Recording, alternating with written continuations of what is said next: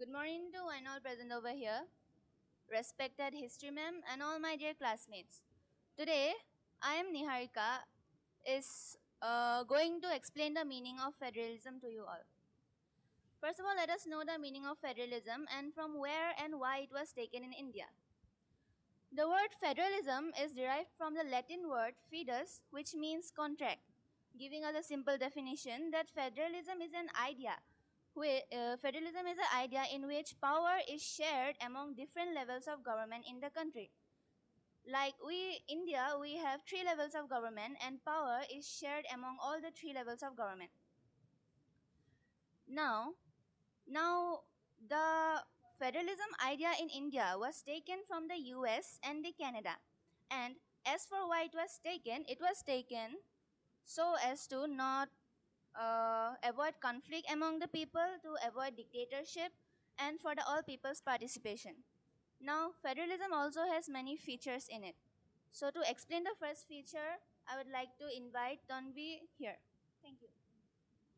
Good morning to anyone present over here. Today, I'm here to tell you about the first future of federalism. So, here, the first future says that federal government is the federal government consists of two or more than two levels of government. At first, the first level is of central government that sees the that look over the con- problems of all the country that all the countries share among each other. For example, like the education where the all states have the same. And the second have the state government that only sees their states conflicts and problems.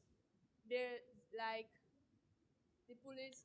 If something happens inside the states, the state government will control over there and will take the responsibility of that problem. And the third is the local government. And the third is local government.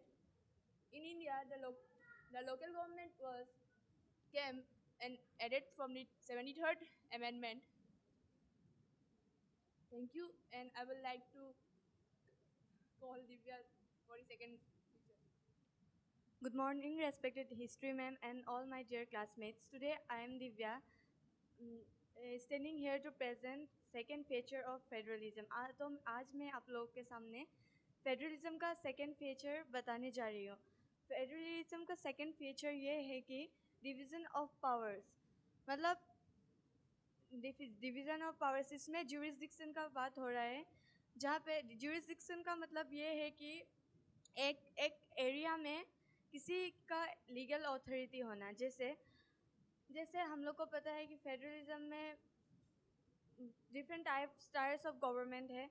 जैसे central government, state government और local government. जैसे कि हम लोग हम लोग जो है हम लोग स्टेट के भी सिटीजन है और सेंट्रल के भी सिटीजन है और हम लोग के लोकल एरिया के भी सिटीजन है. बट यहाँ पे ये बात हुआ है कि जिस लोकल एरिया में जो जो रूल करता है उसका एक एक मतलब पार्टिकुलर एरिया में सभी का लीगल राइट्स है. मतलब जैसे कि टैक्स कलेक्शन करने में और टैक्स कलेक्शन और किसी भी एग्रीकल्चर टैक्स एक्सेट्रा. तो थैंक यू. अभी मैं मेरीना को बुलानी चाहिए. Good morning everyone. आज मैं मेरीना आज मैं थर्ड नंबर फीचर्स फेडरलिज्म के थर्ड नंबर फीचर्स के बारे में बताना चाहती हूँ. जुरिसडिक्शन जुरिसडिक्शन का मतलब है अपने यहाँ ओवर द स्पेसिफिक एरिया. जैसे कि लोकल गवर्नमेंट में अपने एरिया में खुद का हक होता है, वैसे ही स्टेट गवर्नमेंट में भी अपने स्टेट में खुद का हक होता है, जो कि इस तरह ऑफ गवर्नमेंट का अथॉरिटी और एक्सीजेंस को गारंटी देता है. तो अभी मैं फोर्थ फीचर्स के लिए वुमेन को बोलूँगा. My name is Yumin Deri and today I am going to state the fourth feature of federalism. तो fourth feature of federalism ये बोलता है कि जो independent judiciary है ये हम लोग को ये बोलता है कि जो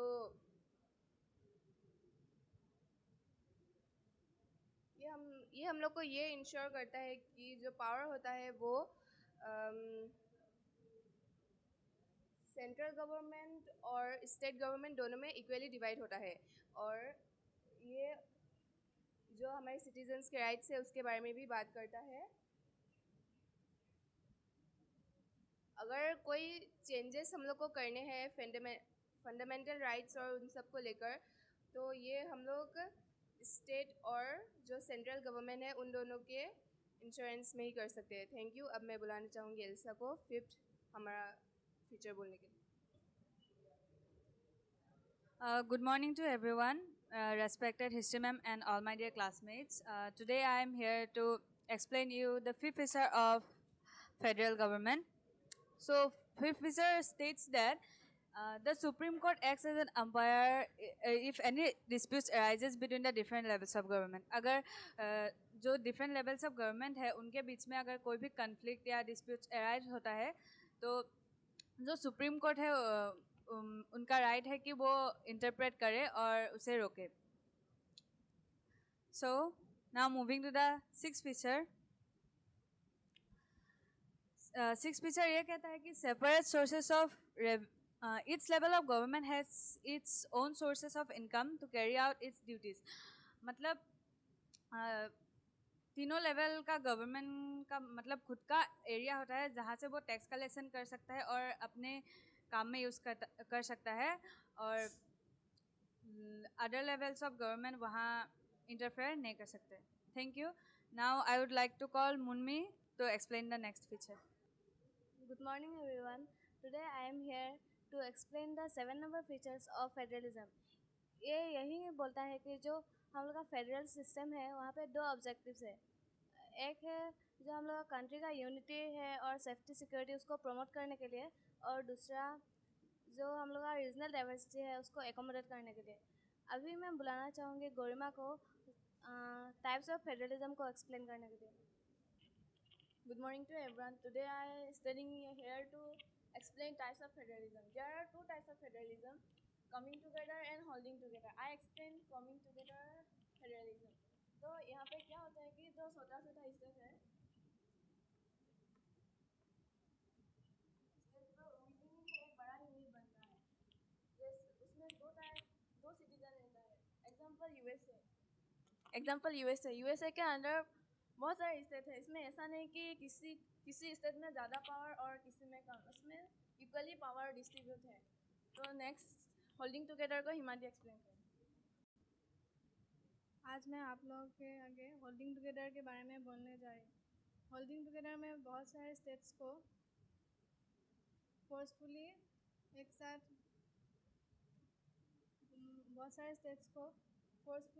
यूनिटी बना के रखा जाता है। वहाँ पे अनइक्वल पावर डिस्ट्रीब्यूशन होता है और स्टेट गवर्नमेंट के पास ज़्यादा पावर रहता है।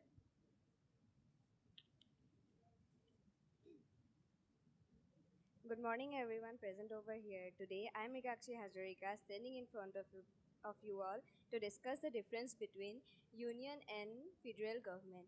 तो जो यूनियन गवर्नमेंट होता है उसमें एक ही लेवल का गवर्नमेंट होता है और उसका जो फीचर्स है वो है कि सेंट्रल गवर्नमेंट सुप्रीम कोर्ट का ऑथोरिटी होल्ड्स करता है और local government limited power delete करता है सेंटर के लिए।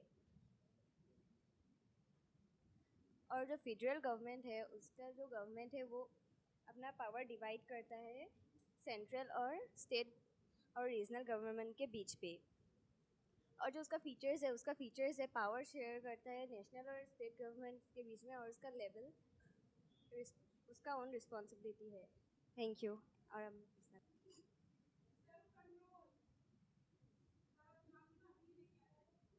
Today I M explain how India is holding together. ये है ना जब एक बड़ा कंट्री पावर डिवाइड होता है कॉन्स्टिट्यूएंट कॉन्स्टिट्यूएंट और नेशनल स्टेट का बीच में यही है holding power together. For example Belgium और India. Thank you. Good morning everyone. Today I am going to tell you about union list. Union list में बहुत सारे सब्जेक्ट इंक्लूड होते हैं जो कि पूरे नेशन के लिए इम्पोर्टेंट हो, जैसे कि defence, currency, foreign affair, communication. Union list में सिर्फ यूनियन गवर्नमेंट ही रूल बना सकते हैं. Thank you. Good morning everyone. तो अब मैं स्टेट लिस्ट के ऊपर मैं बोलने जा रही हूँ. तो स्टेट लिस्ट इंक्लूड करता है उन सब्जेक्ट्स को जो स्टेट रिलेटेड हो, जैसे कि ट्रेड, पुलिस, कॉमर्स और एग्रीकल्चर एंड इरिगेशन बोल सकते हैं. और जो स्टेट गवर्नमेंट है ना, वो खुद लॉ बना सकता है उन सब्जेक्ट्स के ऊपर जो स्टेट लिस्ट के अंदर में पड़ता है. Thank you. Good morning to everyone, respected history ma'am and all my dear classmates. So today I am going to speak about the congruent list. So congruent list includes subject of common interest to both state government and union governments. And example like trade unions, forest, and education merits adoption. And in congruent list, both the state government and union government can make laws. And if their laws is conflict, then the laws which made by the union government is prevail. Thank you. Decentralisation मतलब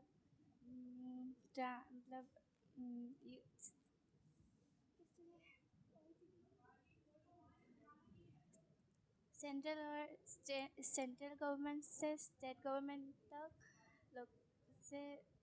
local government तक transfer करना. और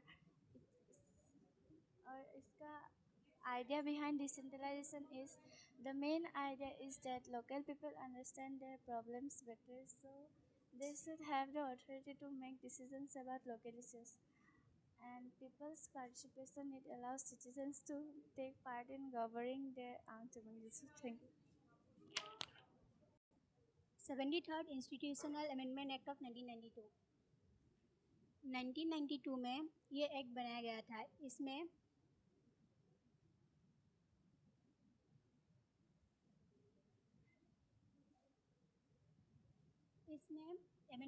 पहले